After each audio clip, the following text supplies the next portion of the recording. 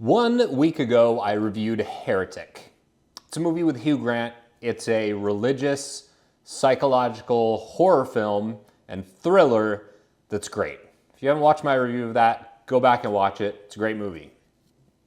This week, I'm reviewing a religious thriller movie that is great until the very end when it undermines everything it's trying to do and just falls flat with a whimper. So let's talk about Conclave.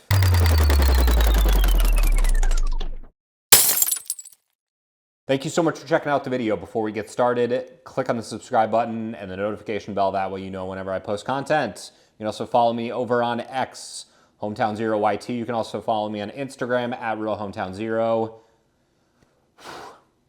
In 2022, Edward Berger directed All Quiet on the Western Front, which is not just a great movie, it's not just a great war movie, it was the best movie that came out in 2022 and easily the best thing that's come out on Netflix, exclusively as like a movie. There's probably been some better series, but that movie is tremendous. It's a hard watch, but it's a great film. I know that Edward Berger is a very capable director. One thing I critiqued about that movie was I felt like the music tended to overpower things a little bit. And so now his latest movie is called Conclave. Ralph Fiennes plays a dean in the Vatican who is, his name is Thomas Lawrence. His purpose is to, like when the Pope passes away, find a new Pope. So he's basically like in charge of that entire logistical process. When the Pope passed away, he basically declined Thomas's resignation because he was like having a crisis of faith and all this stuff. And then the process of choosing a pope begins when the Pope passes away, which happens in the very first scene. And there's all of this like behind the scenes drama with like who wants to become the next pope, and some skeletons that they all seem to have in their various closets. And all of that stuff is like really great. The music is awesome. It's a combination of mostly like heavy use of strings and piano with a little bit of percussion thrown in, but mostly strings and piano, actually mostly strings. And it really enhances the sense of drama throughout the film. The performances here, particularly from John Lithgow, Fiennes himself, and Stanley Tucci, are all really, really, really good. There's this cardinal who comes in who's like in Kabul, Afghanistan, and shows up at the last minute because the Pope like brought him into the fold as a new cardinal, and everyone is like kind of surprised that he's there. So like there's a little bit of mystery and aura surrounding his inclusion here.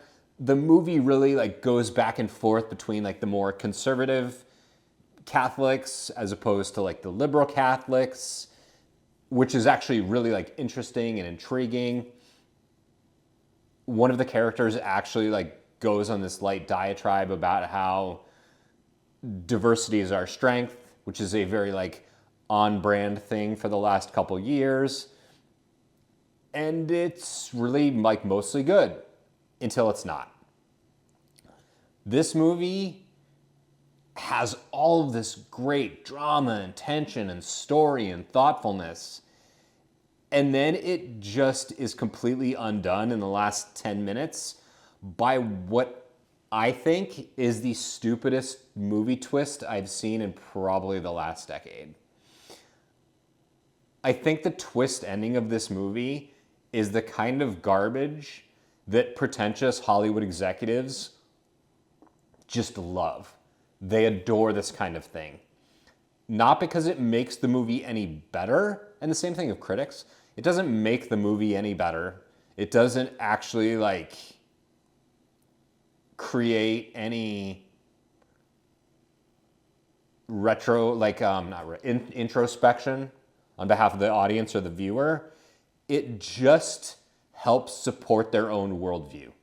That's all it does. It doesn't contribute to the film in any way. You could have this movie end without the dumb twist, and I think it would have been a phenomenal movie.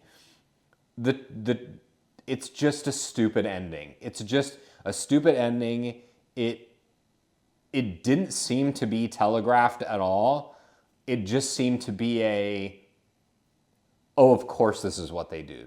Of course this is the decision they made. Of course, it's a Hollywood movie in 2024, made by pretentious people who think so highly of themselves. Now, granted, it's based off a book, and maybe if that's how the book ends, okay. But of course, that's why they made it a new movie, and of course, that's why they ate it up. So, this is like a really great movie until it's not, which kind of sucks. I wish they just like undid the last 10 minutes of the movie, and then I think it would have been a lot better. It's very clear early on that the filmmakers have their point of view, which of course most of the narrative supports, and the good guys are the good guys because they have the view of the filmmakers, and the bad guys are the bad guys because they do not.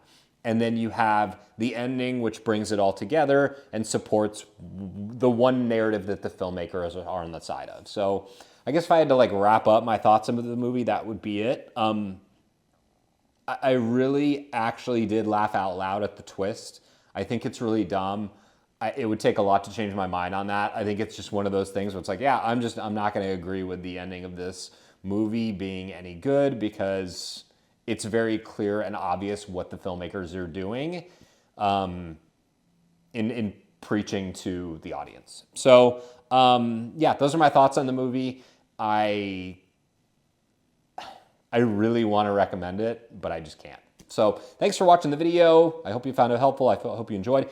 Let me know in the comments what you think. Let me know what you think about the ending. Let me know what you think about some of like the